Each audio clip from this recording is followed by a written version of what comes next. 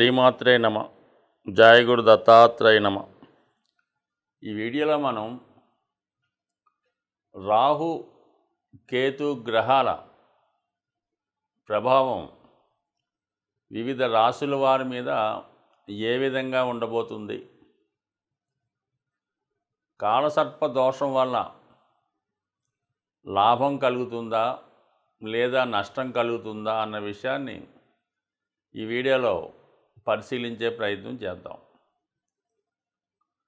రాహువు ఒక విధంగా ఆశకి కారణమవుతుంటాడు. భూలోకం మీద ఉన్నటువంటి సర్వ సౌఖ్యాల మీద తనకి ఆధిపత్యం ఉంటుంది. అన్ని సౌకర్యాలు తనకే కావాలని ఆశతో ఉండడం జరుగుతుంది. అంటే రాహుగ్రహ ప్రభావం ఎవరి మీద ఉంటుందో వాళ్ళకి విశేషమైనటువంటి ఆశ, అలాగే విపరీతమైనటువంటి గర్వం, కోపం, అంటే మామూలుగా 6 దుర్గణాలు అంటారు కదా, ఇవన్నీ కూడా అంతర్గతంగా రాహుగ్రహానికి అంతర్లక్షణాలు అన్నమాట. రాహు ఎప్పుడూ కూడా హీరో కావాలనుకుంటూ ఉంటాడు. అలాగే నాయకత్వ లక్షణాలు కలిగి ఉంటాడు. అన్యాయాన్ని ఎదిరించే ప్రయత్నం చేస్తుంటాడు. సో ఏది చేసినా కూడా ఇంటర్నల్గా తనకి స్వార్థం ఉంటుంది. ఈ విధంగా రాహు ఆశ, కోరికలు వీటి మధ్య ఎప్పుడూ కూడా మానవుడు జీవిస్తూ ఉంటాడు. అంటే రాహుగ్రహ ప్రభావం ఉన్నవాడు. దానికి సంపూర్ణంగా వ్యతిరేక ఫలితాన్ని ఇచ్చేవాడు కేతువు. నిరాశ, నిస్పృహ, అలాగే 0 లక్షణాలు, ఎటువంటి కోరికలు ఉండవు. ఒక విధమైనటువంటి నిడారంబర యోగం, సన్యాస యోగం లాంటిది అన్నమాట. అంటే అన్నీ త్యజిస్తూ ఉంటాడు. తన దగ్గర ఉన్న ప్రతీది కూడా ఇవ్వడం జరుగుతూ ఉంటుంది. దానికి వ్యతిరేకంగా రాహు ప్రతీది కూడా తనకు కావాలనుకుంటాడు.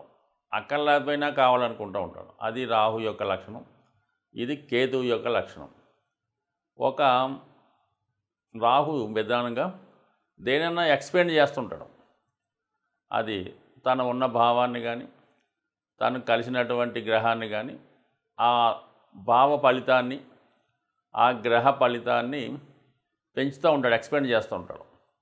అయితే తన యొక్క రాహు యొక్క పాయిజన్ని అందులో కలిపి దాన్ని పెంచడం జరుగుతూ ఉంటుంది. అంటే ఒక విధంగా ఇంటర్నల్ స్వార్థంగా పెరుగుతూ ఉంటుంది. అయితే గురువు అలా కాదు. గురువుకు కూడా ఎక్స్పెండ్ చేసే శక్తి ఉంటుంది.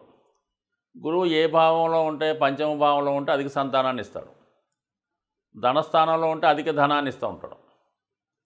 అయితే రాహు కూడా ధనస్థానంలో ఉన్నప్పుడు అధిక ధనాన్ని ఇస్తాడు. లాభస్థానంలో ఉన్నప్పుడు అధిక లాభాలు తెచ్చిపెడుతుంటాడు. ఇందులో రాహు ఇచ్చే దాంట్లో అక్రమార్జన ఉంటుంది. ఇతరులు నష్టపోవడం వల్ల, వాళ్ళు ఏడవడం వల్ల, బాధపడడం వల్ల వచ్చే లాభం రాహు వల్ల ఉంటుంది. గురువు వల్ల ఇతరులు సంతోషంతో ఇచ్చే లాభం కలుగుతూ ఉంటుంది. అయితే రెండు కూడా ఎక్స్పెండ్ చేస్తే చాలా తేడా ఉంటుంది. గురువుకి 5వ దృష్టి ఉంటుంది, 9వ దృష్టి ఉంటుంది. అలాగే రాహు కూడా 5, 9 దృష్టిలు ఉంటాయి. సాధారణంగా ఈ 5, 9 దృష్టిలు చాలా వరకు మంచి దృష్టిలు అంటూ ఉంటారు.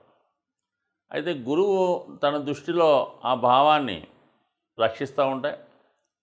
రాహు ఆ భావాన్ని పాయిజన్తో నింపి ఇంకో విధంగా స్వార్థంతో నింపుతూ ఉంటాడు.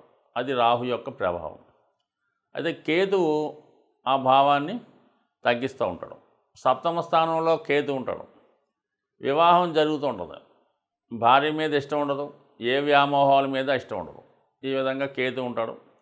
రాహు ఆపోజిట్గా వాళ్ళ ప్రభావాన్ని చూపడం జరుగుతూ ఉంటుంది. సో మరి ప్రస్తుతం ఈ రాహు కేతువుల సంచారం, రాహు మీనరాశిలో ఉంటూ గురువు యొక్క రాశిలో ఉండడం వల్ల, అలాగే ఎటువంటి గ్రహాలతో కూడా కలయిక లేదు రాహుకి. కేవలం తను ఒక్కడే మీనరాశిలో ఉండి పూర్తి స్వతంత్రంతో తన ఫలితాలు ఇవ్వడానికి సిద్ధంగా ఉన్నాడు. అలాగే కేతువు కూడా ఏ గ్రహంతో కూడా కలయకుండా సింగిల్గానే కన్యా రాశిలో ఉండడం జరుగుతూ ఉంది. సో ఈ 2 గ్రహాల ప్రభావం మరి వివిధ రాశుల మీద ఏ విధంగా ఉండబోతుంది అన్న విషయాన్ని చర్చిద్దాం. అలాగే దీని పరిహారం ఏ విధంగా చేసుకోవాలన్న విషయాన్ని కూడా ఈ వీడియో చివరిలో తెలుసుకునే ప్రయత్నం చేద్దాం. కుంభరాశి వారికి 2వ స్థానంలోకి రాహు, 8వ స్థానంలోకి కేతువు రావడం జరిగింది. ఏదైనా ఒక జాతకంలో ధనయోగం ఉందా లేదా, జాతకుడు ఏ విధంగా ధన సంపాదిస్తాడో మొదలగు విషయాలు 2వ భావం, 8వ భావం బట్టి ఎక్కువగా ఆధారపడి ఉంటాయి. ఈ 2 భావాల్లో ఏదో గ్రహం ఉంటే ఏదున్నా పర్లేదు, జాతకుడు ఆ కారకత్వాల ద్వారా ఆ విధానంగా ధనాన్ని సంపాదించే ప్రయత్నం చేస్తుంటాడు. సో ప్రస్తుతం మరి కేతువేమో ఆధ్యాత్మిక చింతన ద్వారా, నిజాయితీ అయిన పద్ధతుల ద్వారా ధనం వచ్చే అవకాశం ఉంటుంది. రాహు 2వ స్థానంలో ఉండడం అంటే కుటుంబం, చాలామంది ఏంటంటే కుటుంబానికి ఒక వృత్తి ఉండడం జరుగుతుంటుంది. దాన్ని ఫాలో అవుతూ దాన్ని కంటిన్యూ చేస్తుంటారు. పాడి పరిశ్రమ అనుకోవచ్చు, ఇంకోటన్నా. అయితే ప్రస్తుతం దానికి వ్యతిరేకంగా జాతకుడు ధన సంపాదించే ప్రయత్నం చేస్తూ ఉంటాడు. అంటే వాళ్ళు ఆచారానికి వ్యతిరేకంగా మరి ఏదో ఒక వ్యాపారమో వృత్తో స్టార్ట్ చేసి ఆ విధంగా ధనం సంపాదిస్తూ ఉంటాడు. ఒక సాంప్రదాయ కుటుంబంలో జన్మించిన వాడు బాగా చదువుకొని ఏదో కోళ్ల ఫారం కానీ, చికెన్ సెంటర్ కానీ పెట్టడం, లేదంటే ఏదో బ్యూటీ పార్లర్ పెట్టడం, ఈ విధంగా ఉంటుంది. అలాగే మామూలు స్థాయిలో ఉన్నవాడు, వాటికి వేరే కమ్యూనిటీ ఉన్నవాడు వేరే విధంగా పెట్టడం. అంటే ఈ విధంగా తన కమ్యూనిటీకి సంబంధం లేనిది, గతంలో తన పూర్వీకులు ఎవరూ చేయనిది, ఆ కుటుంబంలో జాతకుడు మొదటిసారిగా ఆ వృత్తి ద్వారా ధనాన్ని సంపాదించే ప్రయత్నం చేస్తాడు. అనూహ్యంగా దాంట్లో బాగా నేమ్ కూడా సంపాదించే అవకాశం ఉంటుంది. సో ఎప్పుడూ ఆ కొత్త ఆలోచన కొత్తగానే ఉంటుంది. బట్ అయితే చాలామంది విమర్శలకి ఎదుర్కోవడం జరుగుతూ ఉంటుంది. అయినప్పుడు కూడా జాతకుడు దాన్ని పెద్దగా పట్టించుకోవడం, తన సంపాదనలో తను ఉండడం జరుగుతూ ఉంటుంది. ఇది ఓకే. అలాగే కొంతమందికి ఏంటంటే కుటుంబ సభ్యుల మధ్య ఒక విధంగా అవగాహన లేకపోవడం, కుటుంబంలోనే ఒకే గృహంలో ఉంటూ ఒకరితో ఒకరు మాట్లాడుకోకపోవడం, ఏదో వచ్చామా వెళ్ళామా తిన్నామా అన్నట్టుగా ఉండడం జరుగుతుంటుంది. ఎట్టి పరిస్థితుల్లో కూడా ఒక ఏకాభిప్రాయం రారు. పైపెచ్చేంటి కుటుంబ విషయాల్లో ఇతరుల యొక్క ఆధిపత్యం వహిస్తూ ఉంటారు, వాళ్ళ పెత్తనం ఎక్కువగా ఉంటుంది. అయితే జాతకుడు ఎన్ని తెలిసినా, ఎన్ని జరుగుతున్నా ఏది పట్టనట్టే ఉంటుంటాడు. ఎవరు మానాన్ని వాళ్ళు వీడి కూడా కామ్గానే ఉండడం జరుగుతూ ఉంటుంది. సో ఏమాత్రం మరి చైతన్యం చెంది ఆ కుటుంబ విషయాలు పట్టించుకుంటే కుటుంబం తలవదారి ఇడిపోయే అవకాశం ఉండదు. మరి ఈ సమయంలో జాతకుడు మరి ఎంత జరుగుతున్నా ఏ విషయంలో కూడా మాట్లాడని స్థితిలో మౌనంగా ఉండడం తప్ప ఏ విధంగా ఏమీ చేయలేకపోతుంటాడు. సో ఏదైనప్పుడు కూడా అన్ని విషయాల్లో మౌనము మంచిది కాదు, అన్ని విషయాల్లో అతి కోపం, దురుస్థానం కూడా మంచిది కాదు. ఎప్పటికైనా మరి ఇటువంటి విషయాల్లో, కుటుంబ విషయాల్లో మరి కొంతవరకు దాన్ని చక్కదిద్దుకునే ప్రయత్నం అన్నది చేయొచ్చు. అంటే ధనం విశేషంగా ఉంటుంది, ఎవరు అలవాట్లు వాళ్ళకు ఉంటాయి, ఎవరు ఆలోచనలు వారికి ఉంటాయి. కానీ అది ఇరుగు పొరుగు వారికి ఇబ్బందికరంగాను, బయట వారికి చికాకుగా అనిపించే అవకాశం ఉంటుంది, సొంత వారికి హ్యాపీగానే ఉంటుంది. ఇక రాహు ఈ విధంగా ఉంటే కేతు అష్టమ స్థానంలో ఉన్నాడు. చాలా ఆధ్యాత్మికంగా ఉంటుంది జాతకుడి యొక్క ఆలోచన. సరే పోనేది, ఎవడెలా పోతే మనకెందుకు అనుకుంటూ ఉంటాడు.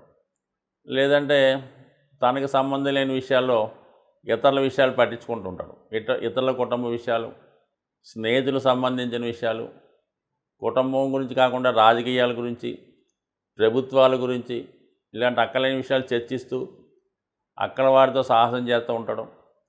ఏదైనా పట్టించుకోకుండా వ్యవహారం చేస్తూ ఉంటాడు. సో ఈ విధంగా మరి ఈ కుంభరాశి వారికి ఎప్పుడైతే ఆటోమేటిక్గా జన్మశని నడుస్తుందో మిగతా విషయాలు కూడా జాతకుడికి అనుకూలంగా లేవు. కాబట్టి మరి ఖచ్చితంగా జాతకుడు ఈ సమయంలో మిగతా రాశుల వారి కన్నా ఎక్కువగా కొంత అటు అమ్మవారిని అటు విఘ్నేశ్వరుని ఆరాధించుకోవడం మంచిది. వీలైతే మరి శివుణ్ణి ఎక్కువగా పూజించుకోవడం, ప్రతిరోజు విభూతి ధారణ వల్ల జాతకుడు మనశ్శాంతి పొందే అవకాశం ఉంది. రాహు కేతు గ్రహాల ప్రభావానికి లోనప్పుడు ఎటువంటి పరిహారాలు తీసుకుంటే ఆ గ్రహాలు అనుకూలిస్తాయి అన్న విషయాన్ని మనం పరిశీలించే ప్రయత్నం చేద్దాం. అయితే రాహుగ్రహం ఒక విధంగా తాంత్రిక గ్రహం. అందువలన తాంత్రిక దేవతలైనటువంటి దశ మహావిద్యల్లో ఉన్నటువంటి అమ్మవారిని ఆరాధించడం వల్ల, వాటిని కొలచడం వల్ల, ఆ ఆలయాలు దర్శించడం వల్ల రాహు తొందరగా మనకి అనుకూలించే అవకాశం ఉంది. అయితే సాధారణ మానవుడికి ఆ దశ మహావిద్యల్లో ఉన్నటువంటి అమ్మవారిని పూజించడం కానీ, వాటిని ధ్యానించడం, లేదంటే వాటిని బాగా పూజ చేసుకోవడం, అలాంటి కార్యక్రమాలు చాలామందికి అందుబాటులో ఉండవు. అయితే ముఖ్యంగా ఈ దశ మహావిద్యల్లో ఉన్నటువంటి దేవతల్ని సరైనటువంటి గురువు లేకుండా ఆరాధించడం వల్ల ఇబ్బంది కలుగుతూ ఉంటుంది. అయితే ఏంటంటే అటువంటి దేవాలయాలు ఉన్నప్పుడు, దగ్గరలో ఉన్నప్పుడు, లేదనుకోండి దక్షిణ కాళి, మహాకాళి, కనకదుర్గ, ఇలాగా శక్తి స్వరూపాలతో ఉన్నటువంటి దేవతలు, ఇది సింహం మీద, అలాగే పులి మీద ఉన్నటువంటివి, శూలం ధరించి ఉన్నటువంటి దేవతలు, వీళ్ళని మీరు ఆరాధించడం వల్ల ఏమి ఎక్కువ చేయక్కర్లేదు. ప్రతి శుక్రవారం రోజు వీలైతే ఒక 8 శుక్రవారాలు అమ్మవారి ఆలయానికి దర్శించడం వల్ల ఖచ్చితంగా మీకు రాహు యొక్క అనుగ్రహం లభిస్తూ ఉంటుంది. అలాగే కేతు, ఇంకా అందరికీ తెలిసిందే, ఎంతమందిని పూజించినా ఎటువంటి ఫలితం రాదు. కానీ కేవలం విఘ్నేశ్వరుణ్ణి ఆరాధించడం వల్ల కేతువు తొందరగా అనుగ్రహం రావడం జరుగుతూ ఉంటుంది. అంటే కేతు అంటూ అనుగ్రహించాడంటే మిగతా గ్రహాలు ఏది కూడా ఇవ్వలేనటువంటి ఫలితాన్ని, లాభాన్ని కేతుగ్రహం ఇవ్వగలడు. కావాలని విఘ్నేశ్వరుణ్ణి, ముఖ్యంగా సంకటహర చతుర్థి, అలాగే వినాయకుడిని గరికతో అర్చించడం, లేదంటే గణపతి హోమం, లేదంటే వినాయకుడి టెంపుల్లో ఉండ్రాళ్ళు ప్రసాదంగా పెట్టి పంచిపెట్టడం, ఎప్పుడూ కూడా ఇలాంటి సింపుల్ రెమెడీస్తో మరి రాహు కేతువుల యొక్క అనుగ్రహానికి పాత్రలవడం మంచిది. ఒక విధంగా రాహు అనుగ్రహిస్తే ఎవ్వరూ ఇవ్వలేనటువంటి అఖండ ఐశ్వర్యాన్ని రాహుగ్రహం ఇవ్వడం జరుగుతుంది. అలాగే కేతువు ఆధ్యాత్మిక రంగంలో అత్యున్నతమైన వ్యక్తులుగా తీర్చిదిద్దే ప్రయత్నం కేతు గ్రహం వల్ల రావడం జరుగుతూ ఉంటుంది. ఒక ఆధ్యాత్మిక రంగంలో అభివృద్ధి చెందాలన్నా, శాశ్వత కీర్తి పొందాలన్నా కేతుగ్రహాన్ని ఫాలో అవ్వాలి. అలాగే మెటీరియలిస్టిక్ వరల్డ్లో అపర కుబేర్లుగా మారాలంటే రాహుగ్రహాన్ని ఫాలో అవ్వాలి. సో ఏదైనా నిజాయితీగా, న్యాయంగా వెళ్ళినప్పుడు ఖచ్చితంగా ఏ గ్రహం అయినా అనుగ్రహించే అవకాశం ఉంటుంది. స్వస్తి.